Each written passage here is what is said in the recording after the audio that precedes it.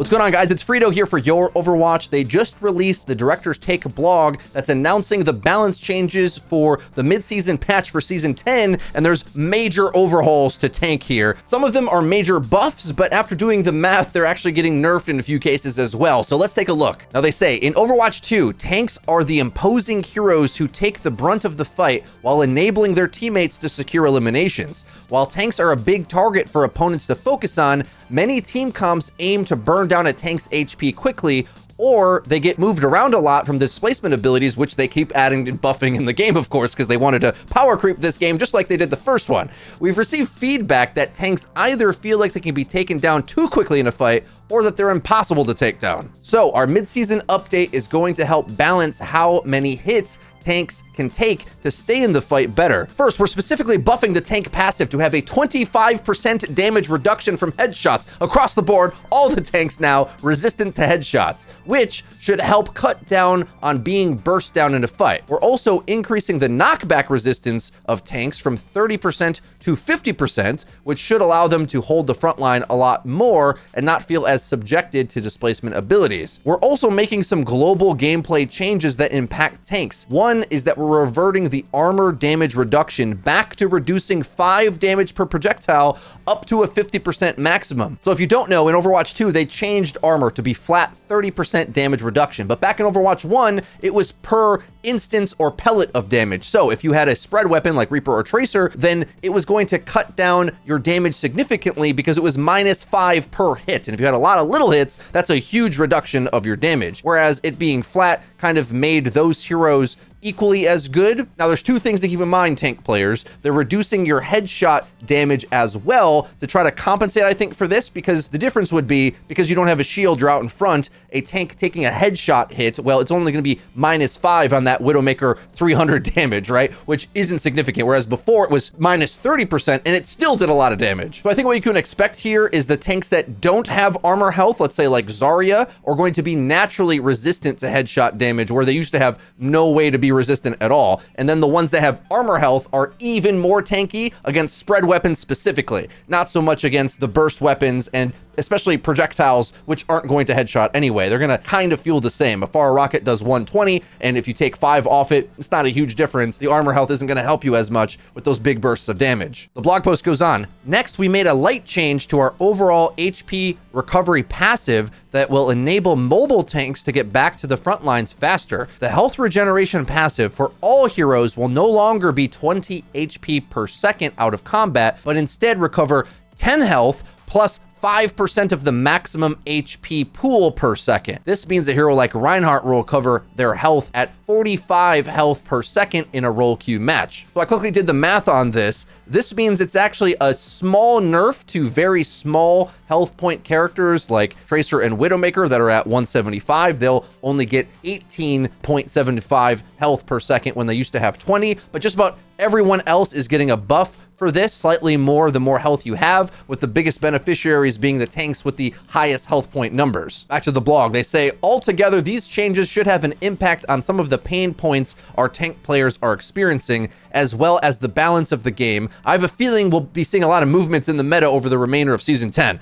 Yeah, you think? Okay, they also list some individual changes. We'll read those out and then go back to talking about just the tank role in general. In some more individual changes, Junker Queen is getting a buffed commanding shout, which will be activated even if you are channeling other abilities like Carnage or Rampage, and its cooldown is getting reduced to 12 seconds. This change should allow her to be more engaged in intense fights where you need to charge in more quickly. Next, Wrecking Ball. With Wrecking Ball, we're seeing some creative play with the changes to his grappling claw. However, his ability to contribute to fights is getting a small buff. The impact damage from a full charge swing using grappling claw is getting increased from 50 to 60. Pile Driver's getting a buff. The enemy movement lockout is getting buffed from 0.5 to 0.75, which is a bigger window for you to exploit them as they're hit from the CC. And finally, Minefield will be a little bit more threatening, with more explosion damage going from 130 to 165, and knockback increased from 5 to 10 meters. That's actually pretty nuts. They're gonna knock each other into the other mines, it sounds like. That part of it's a big buff. Additional changes coming this mid-season include some light buffs to Junkrat,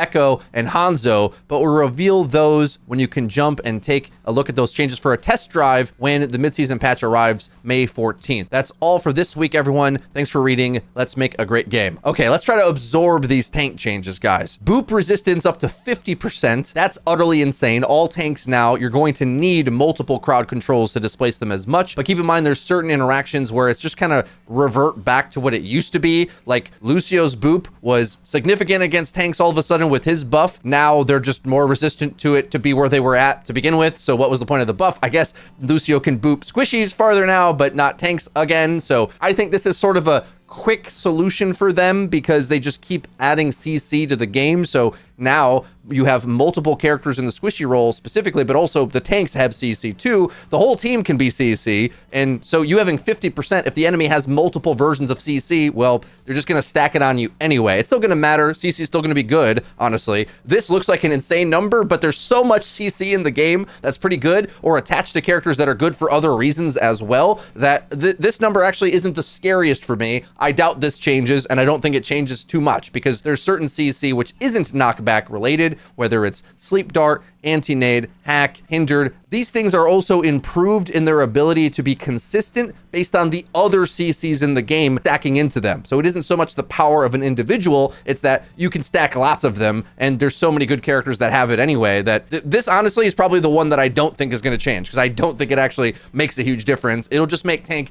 feel a little less annoying and like you're lacking entirely your agency if the enemy picks Venture and Cassidy and lots of other CC. Now, the other change that I think is medium tier effective is the self-heal passive. We know that there's certain characters that love this passive more than others. They're ones that can flank and go off on their own. Genji and Tracer all of a sudden now can go for spawn kills that they used to maybe need to know there's a health pack they can utilize. Well, now maybe you don't need it anymore because they can self-heal. They'll still get relatively the same amount, but you also will have tank characters that maybe now can play on their own missions on little islands that can sustain themselves for longer. The self-healing passive for tanks, maybe a few that want to go backline or flank and set up pincers can utilize it, but the problem is tanks kind of don't play that way in Overwatch 2. They want to maximize uptime, get in there more, be in front of their team, because if you're off on a flank as a tank and the enemy just walks at your team, they have to all be ready to run from that tank or they're just going to fall because you weren't there fighting with them. So the self-heal, like go off on your own idea, doesn't really work for tanks in my opinion, and this is just a little bit more of a quality of life. Like if we do the math on this, how many seconds does it take to just equal a health pack now? Well,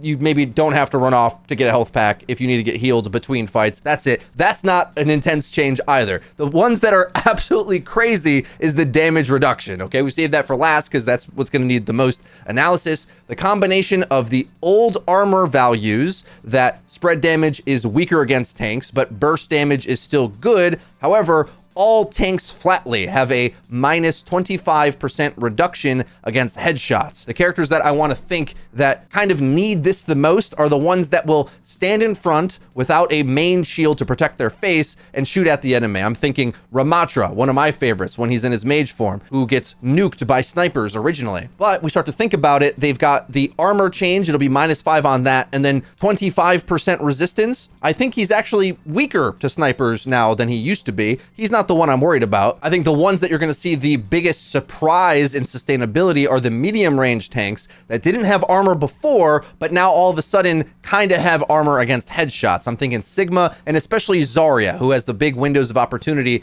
She'll have resistance against that like tank characters used to. But a major area you're going to notice way more sustainability as a tank is when you lose your armor health against those medium range characters that used to be able to headshot you down and just insta-melt you. So not just Zarya now, but even like Ramatra or Reinhardt or Winston, once they lost their armor health in the new hitbox update, lots of characters can just headshot dump into them and kill them in a second, right? Like just delete them from existence. I'm thinking Hanzo, Cassidy, characters like that very easily hit headshots into those tanks' heads. Well, now that they'll have a headshot resistance, it's almost like they have a armor effect while not having armor. But overall armor's worse, so you're kind of smoothed out a little bit with your sustainability, I think. There is some key moments where armor is better against spread weapons like Tracer and Reaper, but I don't think that's the main thing that's been melting tanks so much. Tracer is insane, but not necessarily for her tank busting. Now, you're going to expect your armor health on characters like Winston, let's say, up against a spread weapon like D.Va to be a lot more effective than before, but in most cases, I think you're going to find the armor to be worse, which I think is part of also what they want to do, because they want tanks to feel like they reliably either stay alive or get taken down in a reasonable degree, because they didn't just say they're buffing tanks to dominate the game, right? They want to remove the high burst damage to delete them, but equally the problem where they sustain forever and don't feel like they can be taken down. So body shotting tanks is actually better now. There's some durable tanks that kind of just held the front line forever, like Orisa or Ramatra when he's blocking, and medium range damage, and lots of damage for that matter, was basically useless against them. Those that have armor now will be good up against Tracer and Reaper, but a lot of those medium range poke characters are going to make a much bigger inroad against them. So I would say this is a pretty big nerf to those characters that were utilizing armor to face tank in the front line forever. So a few general takeaways on how I think you're probably going to have to adjust your tank gameplay. You're going to expect your normal armor health to not go nearly as far as before, but you'll have a bit more sustainability on tanks that don't have armor or after you lose your armor. The only problem I have with this, with the minus 25% on headshots, that looks like an insane number on paper, but at the same time, a lot of those characters that do that shoot quickly, like Hanzo just storm arrow dumping, or Cassidy hitting you over and over again. He still can fan the hammer, roll, fan the hammer, and just outrageously burst a tank's health pool. Does this make Bastion any easier to play against? I don't think so. Granted, he does lots of little damage, so into armor health, Bastion will be worse, I think. And the more I do the math on this, it seems like kind of complicated math on it, but in a lot of ways, I don't think it's going to feel oppressive for anyone, just making tank a little bit more reliable and streamlined, and if anything, opening up some new weaknesses as well. So probably a overall reasonable patch once I really think through all of the matchups and which ones are or aren't actually changed. The biggest winner in the category, I think, is Zarya, who actually might feel a bit unkillable if you don't straight up counterpick her. Keeping in mind that spread weapon damage is one of the biggest losers on this mid-season patch, that there's a lot of tanks that have that. So we got D.Va, Junker Queen, Roadhog, Doomfist with his primary fire. All of those will be doing significantly less damage against the armor tanks, but equally unarmored tanks, or ones that have like low amounts of armor that typically were getting headshot a lot. I'm gonna say like Roadhog just can get deleted by a Hanzo or Cassidy. Maga would be really strong if you couldn't just hit him in the head repeatedly. That now goes away, then he can shout himself to sustain. I think some of these tanks look to win in specific matchups too. Those are some of the best observations I think I can gain. We're going to have to dig into the patch in order to really figure it out. Another small winner are tanks that prefer to close the distance because they'll be able to tape down the W key. Ranged poke tanks, of course, they also get the resistance. It's not like I asked for in my video a few days ago, hoping that only the engagement tanks would get boop resistance. They all get it, but if you're not trying to go in, then maybe you don't gain as much anyway. And the ones that want to go in are going to see an outmoded increase in their abilities. So Reinhardt and Winston for sure are going to appreciate that because they can really smother the enemy. As Winston now, I probably can close the distance on a Lucio, which felt impossible before, but also hard engaged tanks like Doomfist and Wrecking Ball are going to see a big boost from that as well. Let me know what you think about this crazy blog post in the comment section down below. If you enjoyed this video, please be sure to leave it a like, and don't forget to subscribe and click the bell icon to actually get notified when our videos come out. Hey, we're going to be live streaming as soon as this video goes live, so you can check us out either on Twitch or right here on our YouTube page. I've been Frito for your Overwatch. Come say hi to us on the live stream.